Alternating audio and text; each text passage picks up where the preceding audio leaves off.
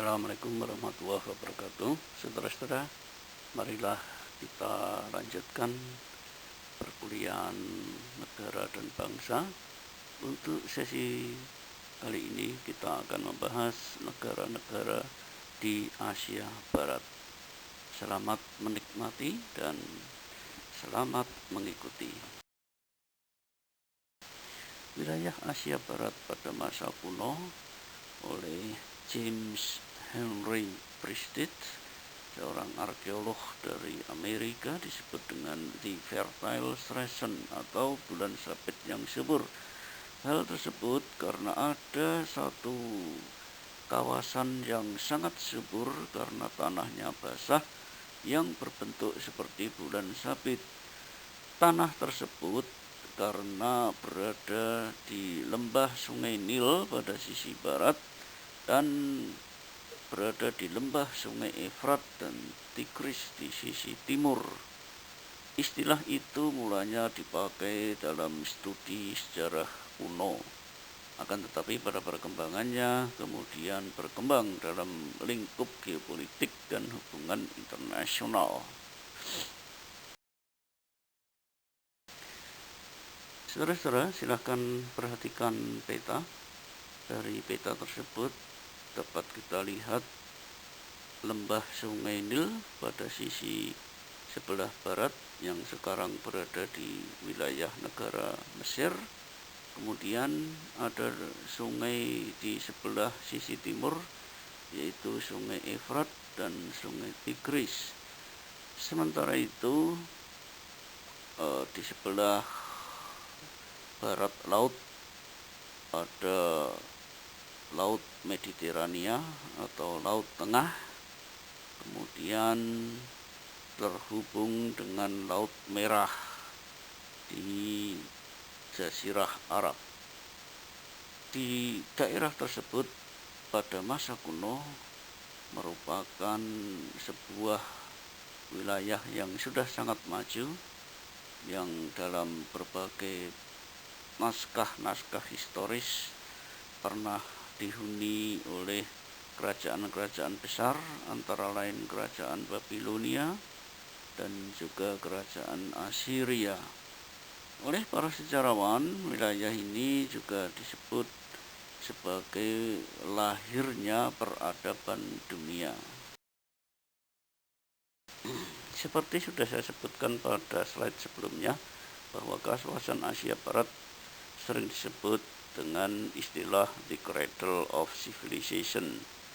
Hal itu didorong oleh fakta bahwa beberapa ekskavasi dan beberapa penelitian yang dilakukan di daerah tersebut, khususnya penelitian yang dilakukan di lembah Sungai Efrat dan lembah Sungai Tigris, menghasilkan temuan-temuan arkeologis yang luar biasa, yang oleh para arkeolog dianggap sebagai awal mula munculnya peradaban.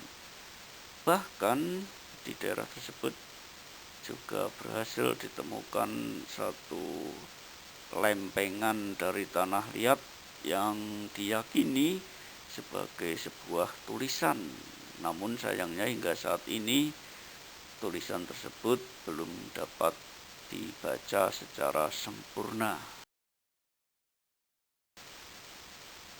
Bangsa yang pertama kali muncul dicatat dalam sejarah bangsa-bangsa Asia Barat pada tahun 4000 sebelum Masehi adalah bangsa Sumeria. Diperkirakan bangsa Sumeria merupakan bangsa migran yang datang dari Asia Tengah. Beberapa unsur kebudayaannya yang berhasil ditemukan dalam situs-situs penggalian pada wilayah tersebut diindikasikan ada kemiripan dengan beberapa artefak dan beberapa temuan dari kebudayaan Indus. Dari hasil ekskavasi para arkeolog, diyakini bahwa bangsa Sumeria telah mampu membangun negara kota.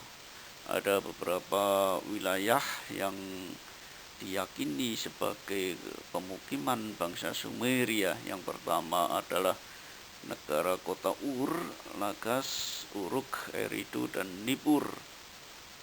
Secara politik, konon kabarnya bahwa bangsa Sumeria telah mampu menjalankan sistem demokrasi. Raja dipilih oleh sebuah majelis yang terdiri dari warga negara, khususnya yang berjenis kelamin laki-laki. Bangsa Sumeria juga telah mengenal tulisan. Mereka juga telah mengenal berbagai macam ilmu pengetahuan, misalnya matematika, astronomi, dan yang monumental adalah ditemukannya bangunan-bangunan monumental yang disebut dengan ziggurat.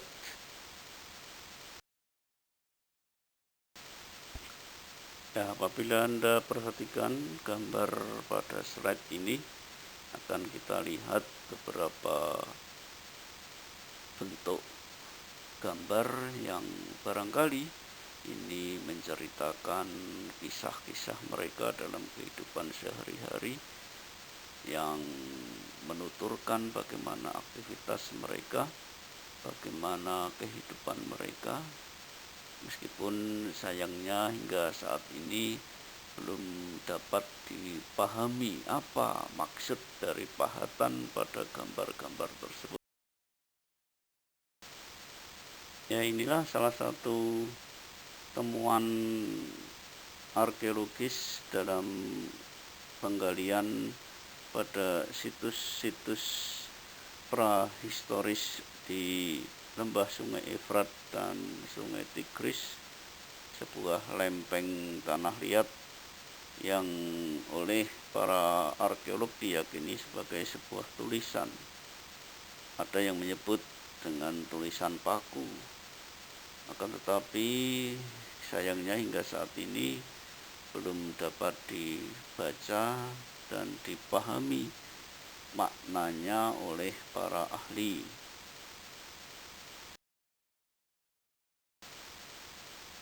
Ya, ini adalah lempeng tanah liat berikutnya yang terdiri dari 11 lempeng yang oleh para arkeolog sering disebut dengan istilah epos Gilgamesh, sebuah wiracarita atau sebuah epos yang sangat populer dan dianggap sebagai karya sastra yang paling awal pada peradaban di dunia.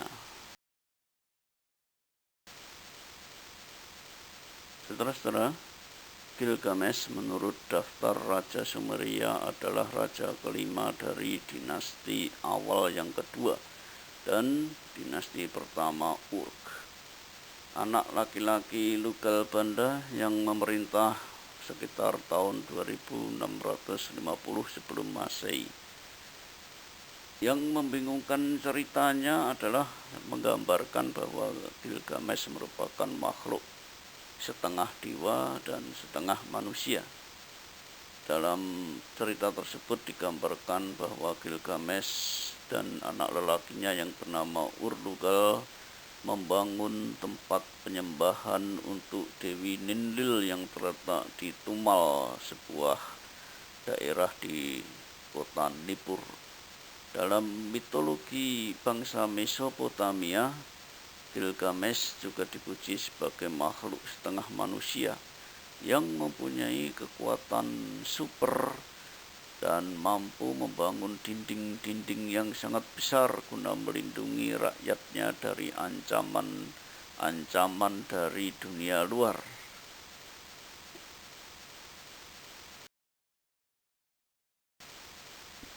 Periode berikutnya pada tahun 3000 sebelum Masehi terjadi masa chaos atau masa kekacauan, di mana daerah Mesopotamia yang pada awalnya dikuasai oleh bangsa Sumeria mendapat serangan dari bangsa Akkadia yang dipimpin oleh Sargon. Kemudian pada tahun 2300 sebelum Masehi, kota Ur dijadikan sebagai pusat pemerintahan yang dipimpin oleh bangsa Sumeria.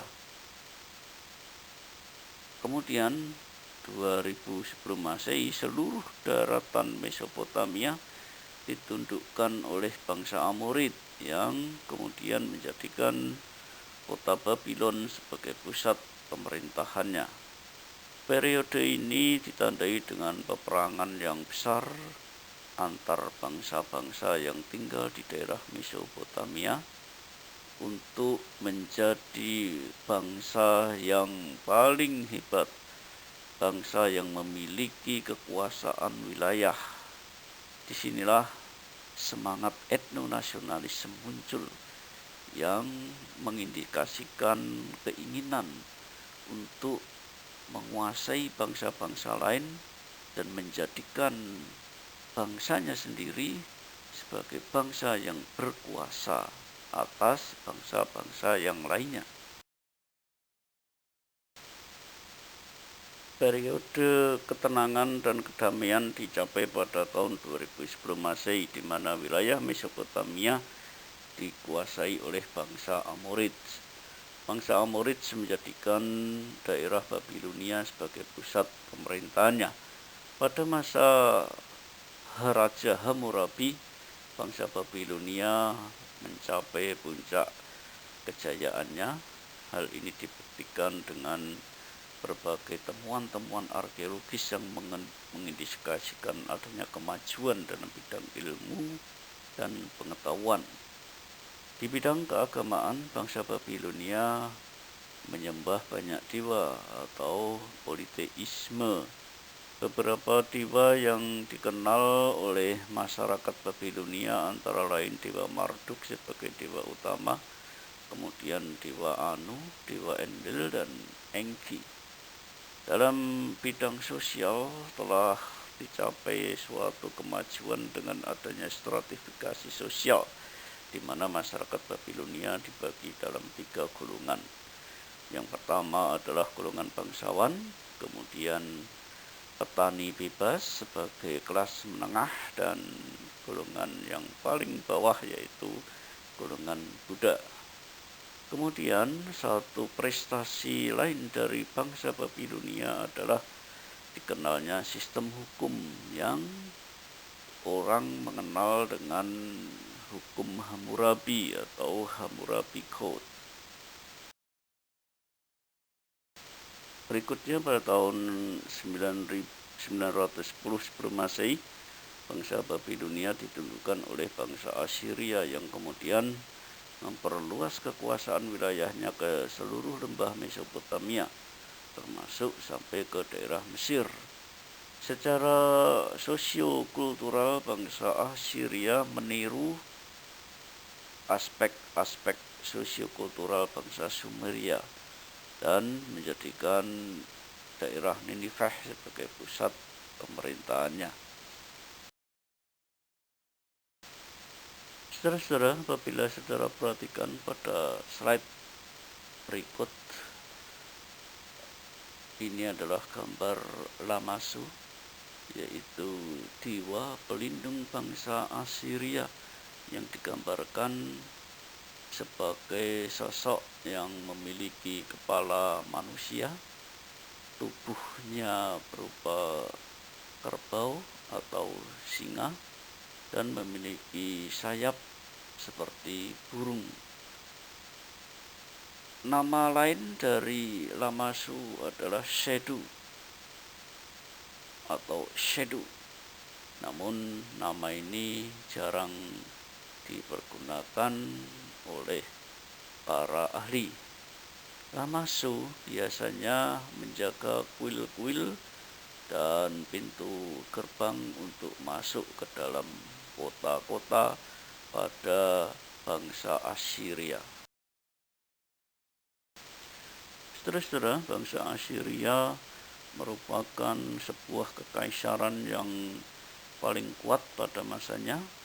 Pada periode tahun 934 sebelum Masehi hingga tahun 609 sebelum Masehi. Pada periode ini bangsa Assyria mencapai posisi sebagai negara yang paling kuat di dunia bahkan kekuatannya melebihi Babilonia, Mesir, dan bangsa-bangsa lainnya, serta mendominasi wilayah-wilayah di Timur Dekat termasuk di Asia Kecil. Saudara-saudara, ada beberapa raja yang cukup terkenal dalam sejarah bangsa Assyria. Yang pertama adalah Raja Sennacherib yang telah mampu melakukan rehabilitasi terhadap ibu kota Nineveh serta memperindah dengan memberi hiasan-hiasan sehingga kota Nineveh disebut sebagai kota matahari. Berikutnya adalah Raja Asyurbanipal yang mendirikan perpustakaan dengan berbagai kumpulan buku dan menjadi satu-satunya peninggalan bangsa Semit yang terpenting pada masa itu. Sayangnya pada tahun 612 sebelum Masehi, kota Nineveh telah jatuh ke tangan bangsa Medes, bangsa Kaldea, dan bangsa Sisia. Ya, apabila saudara perhatikan pada gambar di samping adalah sebuah lukisan dari tanah liat yang menggambarkan kepahlawanan bangsa Assyria dalam sebuah peperangan. Apabila diperhatikan, maka pakaian dan perhiasan yang dipergunakan sudah menunjukkan tingkat perkembangan teknologinya. Kemudian menggunakan anak panah, menggunakan hiasan, dan lain sebagainya. Dari sinilah dapat kita pahami bahwa tingkat kebudayaan bangsa Assyria telah mencapai tingkat yang cukup tinggi. Ini menggambarkan kereta perang dari raja-raja Assyria yang terbuat dari logam dan ditarik oleh 2 ekor kuda yang diberi perhiasan dan pakaian yang cukup bagus. Ini juga menunjukkan kebesaran dan kemegahan Imperium Assyria pada masa itu. Periode berikutnya pada tahun 626 sebelum Masehi, bangsa Babilonia kembali bangkit di bawah kekuasaan Nebukadnezar. Seperti kita ketahui bahwa Nebukadnezar merupakan raja yang terbesar pada masa Babilonia baru yang memperluas wilayah kekuasaan hingga ke Tire dan Yerusalem. Pada masa pemerintahan Nebukadnezar inilah juga dilakukan pengusiran terhadap bangsa Yahudi dari wilayah Palestina. Bangsa Kaldea juga berusaha untuk memperbaiki kembali kota Babilonia serta memperindahnya dengan taman-taman dan istana-istana yang megah, sehingga bangsa Babilonia baru juga dianggap sebagai bangsa yang besar dan sangat berkuasa pada masanya. Pada tahun 549 sebelum Masehi, wilayah Mesopotamia dikuasai oleh bangsa Persia. Bangsa ini melakukan ekspansi dari Media, kemudian ke Lydia, Babilonia, dan ke Mesir. Pada mulanya ekspansi ini dipimpin oleh Raja Cyrus yang kemudian dilanjutkan oleh Kambises. Sepeninggal Kambises pada tahun 525 sebelum Masehi, bangsa Persia dipimpin oleh Darius yang melakukan reorganisasi dan melanjutkan ekspansi wilayahnya ke Yunani. Akan tetapi sayang, ekspansi ke wilayah Yunani itu gagal hingga akhirnya pada tahun 330 sebelum Masehi bangsa Persia dikuasai oleh bangsa Yunani yang dipimpin oleh Alexander the Great. Periode berikutnya wilayah ini dianeksasi oleh bangsa Romawi.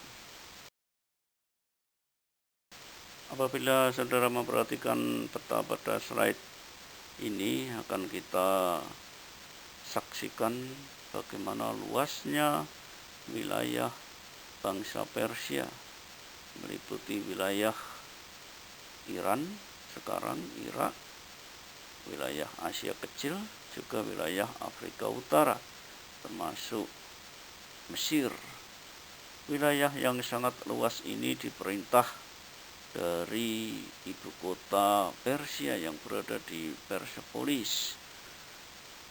Pada masa inilah bangsa Persia tumbuh menjadi sebuah imperium yang sangat besar pada tahun 500 sebelum Masehi, dan ini adalah dasar-dasar dari pembentukan negara kebangsaan yang didasarkan pada etno-nasionalisme yang bahkan oleh Samuel Huntington disebutkan bahwa serangan bangsa Persia terhadap bangsa Yunani pada tahun 490 Masehi dan diulangi kembali pada tahun 480 sebelum Masehi merupakan perwujudan dari keinginan bangsa Persia untuk menunjukkan kehebatannya, menunjukkan hegemoninya atas bangsa Yunani. Inilah yang dikatakan sebagai the clash of civilization pada masa kuno. Lukisan pada slide ini melukiskan salah satu raja Persia yang dikenal dengan nama Cyrus the Great, atau orang Yunani menyebutnya sebagai Cyrus the Elder. Pada masanya Persia memperluas wilayah kekuasaannya dan menjadi satu-satunya raja yang mampu menaklukkan seluruh wilayah Mesopotamia.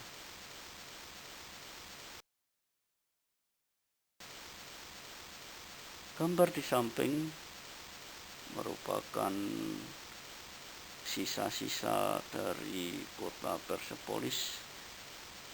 Apabila saudara perhatikan, maka akan dapat kita simpulkan bahwa kota Persepolis merupakan sebuah kota modern yang memiliki teknik bangunan yang sudah sangat tinggi dan juga diatur sedemikian rupa sehingga menjadi salah satu kota yang cantik dan indah pada masa kuno.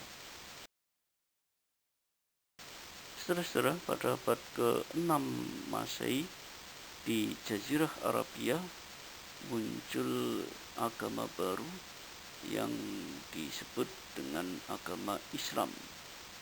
Agama Islam tampil sebagai salah satu kekuatan politik yang sangat berpengaruh pada masanya dan berhasil membebaskan beberapa wilayah dari kekuasaan Romawi. Pada perkembangannya kemudian wilayah Asia Barat tumbuh menjadi imperium yang berpusat di Madinah pada awalnya pada masa Khulafaur Rasyidin, kemudian berpindah ke Damaskus atau ke Syria, dan akhirnya berpindah ke Irak, yaitu di Baghdad pada tahun 750 sebelum Masehi. Akan tetapi sayangnya akibat serbuan dari Asia Timur yaitu Genghis Khan, maka bangsa-bangsa Arab berhasil dikalahkan oleh Genghis Khan, sehingga kemudian pusat politik bagi Islam kemudian berpindah ke Turki.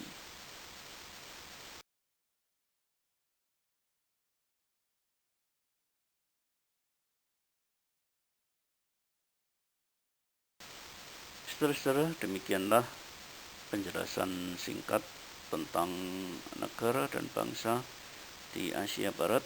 Secara umum, wilayah Asia Barat merupakan sebuah wilayah yang sangat penting karena dianggap sebagai tempat pertama kali munculnya peradaban di dunia.